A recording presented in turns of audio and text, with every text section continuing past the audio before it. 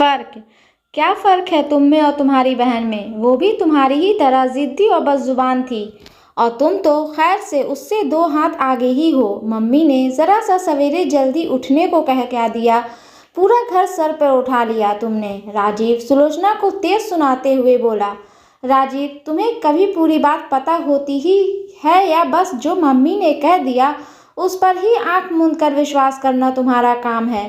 सुलोचना भी गुस्से में थी। हो तो आखिर बहू ही, सास बर्दाश्त थोड़ी ना होगी, चाहे जितनी मर्जी तुम्हारा ध्यान रख ले। राजीव लड़ने के तर्क में बोला, कभी सास जैसा व्यवहार किया है उन्होंने कि उनके बेटे की जीवन संगनी हूँ, मुझसे भी वैसा ही व्यवहार रखें जैसा अपने बेटे से रखती हैं, या ऐसा कहना चाहिए कि हाँ सच में सास जैसा ही व्यवहार करती हैं मुझसे। सारी गलती मेरी, सबसे बुरी मैं आज कुछ देर से उठी तो मैं ही गैर जिम्मेदार, मैं ही आलसी। सुलोचना मशीन तेजी से घर के कामों को निपटाती हुई बोली, इन बातों में कुछ नहीं रखा, बहू हो पत्नी हो वही बनकर रहो, ज्यादा हमारे सर पर सवार होने की जरूरत नहीं है। राजीव अधिकार भरे स्वर में बोला, सोच समझ कर बोलो राजीव, बहू भी हूँ पत्नी भी हूँ, पर सबसे पहले मेरा अपना भी वजूद है। मैं भी आईने में अपना चेहरा देखते हुए खुद के से आंखें मिलाना चाहती हूँ। सुलोचना आत्मविश्वास भरे स्वर में बोली, अच्छा तब कहाँ था तुम्हारा वजूद जब तुम्हारे बाप ने एक ही बार में तुम्हारा रिश्ता मांगने पर चट से हाँ कर दी, सिर्फ इसलिए कि इस शादी में तुम्हें कुछ देना नहीं होगा। पूरा खानदान ही झूठा और नाटकबाज है। राजीव मजाक सा उड़ाता हुआ बोला, खबरदार जो मेरे घर से के लिए, मेरे पापा के लिए बदतमीजी से बात की। जीजी नहीं रही, उनके दूध मुँहे बेटे को यूं उसके ही घर में अनाथ सा नहीं देख पा रही थी, इसलिए इस शादी के लिए मैंने अपनी मर्जी से हाँ की थी। सुलोचना का चेहरा गुस्से से तमतमा उठा, तो उसका ही ध्यान रख लो, उसके प्रति ही कितनी लापरवाह हो, पड़ा है न बुखार में। राजीव बेशर्मी से बोला, उसी का ध्यान रखती हूँ, उसी के लिए हूँ यहाँ पर। तुम्हारी बहन अपने पति के साथ रात खाने पर आने वाली है, कल उन्हीं की खातिरदारी के लिए बाजार से सामान लाने गई थी। पीछे से घंटा भर भी मुन्ना का ध्यान नहीं रख सकी मेरी सासू माँ। बच्चा पानी में खेलता रहा, मेरे आने तक भीगे कपड़ों में पड़ा रहा, उन्हें ये सब नहीं दिखा। क्या वो मुन्ना की दादी नहीं है? उनका कोई फर्ज नहीं मुन्ना के लिए। और जब मैं आई तो मुझ पर ही टूट पड़ी, तुम भी देर से आने वाले थे। मुन्ना बुखार में तपने लगा था, डॉक्टर के पास लेकर गई, मुझे बिल्कुल छोड़ नहीं रहा था वो। तब भी सासू माँ ने मुझे उसके पास से उठवाकर रात का खाना बनवाया। क्या सिर्फ एक रात वो नहीं कर सकती थी? मुन्ना का बुखार कम होने का नाम नहीं ले रहा था।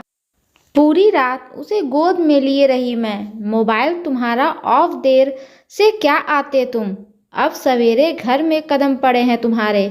सवेरे 6 बजे के करीब जब मुन्ना की हालत कुछ संभली तो उसके पास ही आंख लग गई मेरी।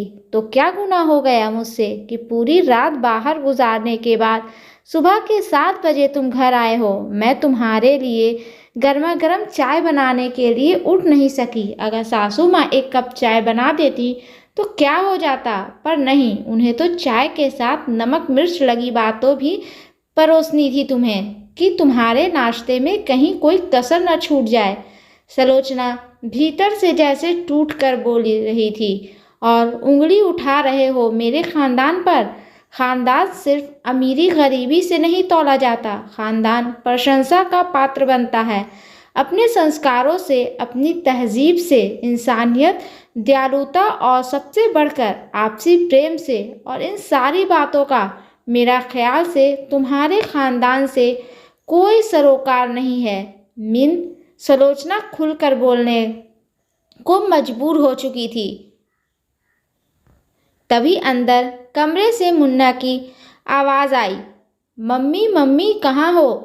सुलोचना भागकर कमरे में पहुंची और कुछ देर बाद कंबल में लिपटे मुन्ना को लेकर बाहर आई और राजीव और अपनी सास को देखती हुई बोली, मैं मुन्ना को लेकर अपने घर जा रही हूँ। तब तक इसे वापस नहीं लाऊंगी जब तक ये ठीक नहीं हो जाता। उसके बाद भी यदि आप लोगों से इसके प्रति अपना फ़र्ज़ निभाने में कोई तकलीफ़ हो रही हो तो बता दीजिएगा। मेरे ख़ानदान में मेरे बच्चे का मेरे साथ दिल खोल कर स्वागत होगा, क्योंकि कुछ तो फ़र्क है दोनों ख़ानदानों में। और राजीव अगर तलाक की अर्ज़ी देकर मुन्ना पर अपने पिता का अधिकार जताने की कोशिश की तो समझ लेना कि लड़ाई लंबी चलेगी। और इस बार मैं अपनी माँ से विचार विमर्श कर लेना, क्योंकि फिर तो वही पालेंगी ना बच्चे को। क्यों मम्मी जी?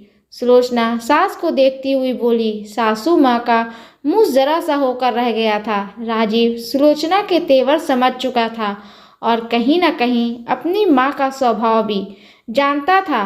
पता था उसे कि भविष्य में होने वाली मुसीबतों से सुलोचना उसे आगाह कर रही थी।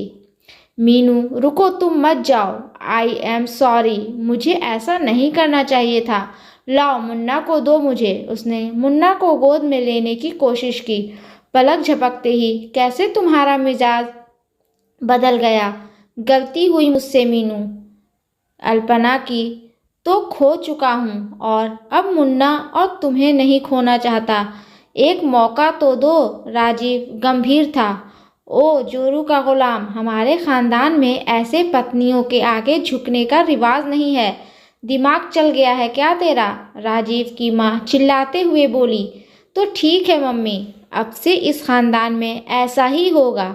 और ये झुकना नहीं बल्कि बराबरी का दर्जा होने देने की बात है। मुन्ना भी अब सही शिक्षा के साथ इस ख़ानदान का नाम रोशन करेगा। राजीव ने मुन्ना को अपनी गोद में ले लिया और सुलोचना के साथ कमरे की ओर बढ़ चला। और सासू माँ केवल आंख भाव तानती और दांत पीसते रह गई। दोस्तों, ये स्टोरी आपको अच्छी लगे तो प्लीज़ इसे लाइक करें, शेयर करें एंड सब्सक्राइब करें। और इस स्टोरी के बारे में आपकी क्या राय है हमें कमेंट बॉक्स में ज़रूर बताएं। और हाँ, बेल आइकन को प्रेस करना ना भूलें, क्योंकि ऐसे ही आने वाली स्टोरी आप तक सबसे पहले पहुंचती रहेगी। धन्यवाद।